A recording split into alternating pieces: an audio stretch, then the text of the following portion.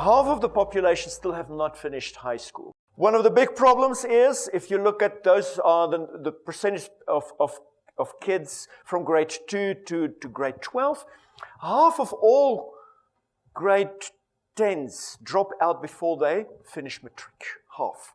So those great numbers that we see, 70% matric pass rate, divide that by 2.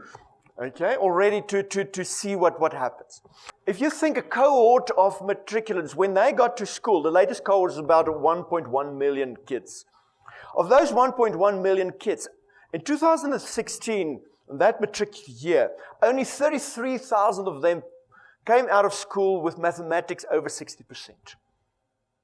10,000, a mere 10,000, got out with a distinction in mathematics. That's our engineers of the future. That is our business managers of the future.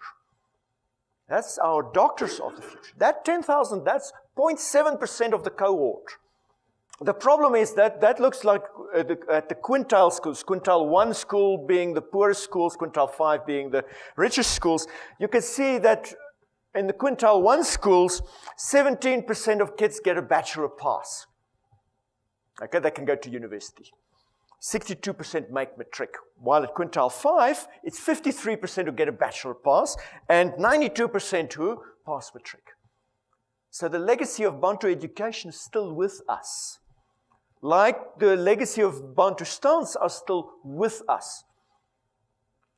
Almost a quarter of a century after the fall of apartheid.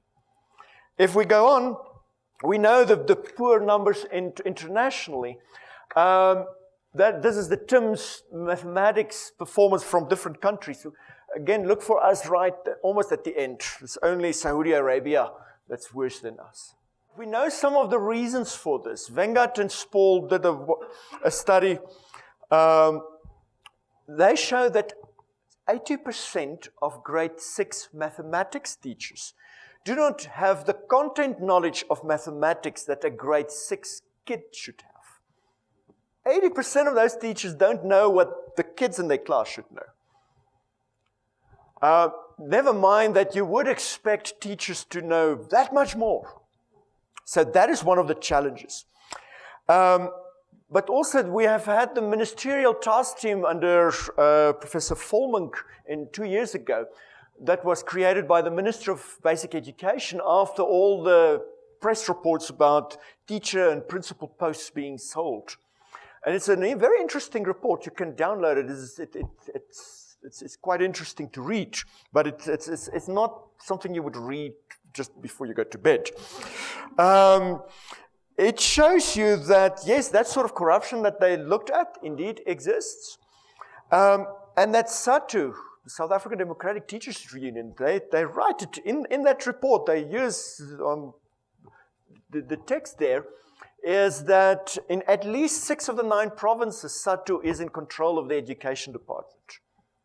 Okay, so what typically happens is that the people who run the education district and the school are all SATU members. The people who run SATU are also the people who run the education district. So think of that conflict of interest. So one of the recommendations was that school principals should not be allowed to belong to the union. Okay, so, but those are the types of things. And then also, I think there's a patronage relationship there between the union and the government. Those teachers vote. And then, of course, we have mud schools. We have these tragic stories that, I mean, it's like this year alone of 2 kids who drowned in pit toilets.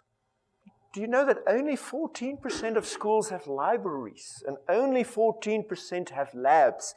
And we want to move to the 4th Industrial Revolution. Okay, so those are the types of things. And again, the bad thing here is when you go and read about this, where are those schools with mud buildings? Where are those schools with the pit toilets? Where are those schools without libraries and labs? It's again in the old Bantustans.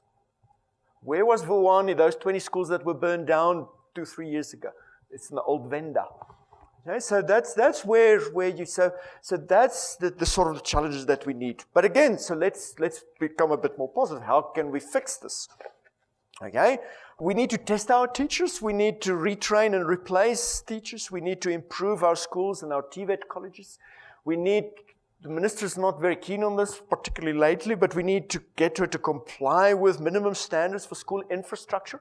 Come on, we can probably do something about a pit latrine. And because a lot of those budgets are just unspent every year. We need to focus on early childhood. And yes, TVET colleges, I mean, there are 50 of them. 2 years ago, beginning of last year, there were still students who graduated from these colleges in 2010 waiting for their certificates. Okay, so we need to improve the quality. And that is, if you look at the labor market, I think it's only 1.2% of working age people who have an N1, 2, 3, that sort of qualification. So we need to create an artisanal class. But at the moment, people push to go to universities because the TVET colleges are so bad. We need to fix that. We have 50 in them. I think we can find 50 managers to manage them. And then we need to focus on STEM skills and literacy skills, the reading ability of our kids. Those are the types of things we need to look at.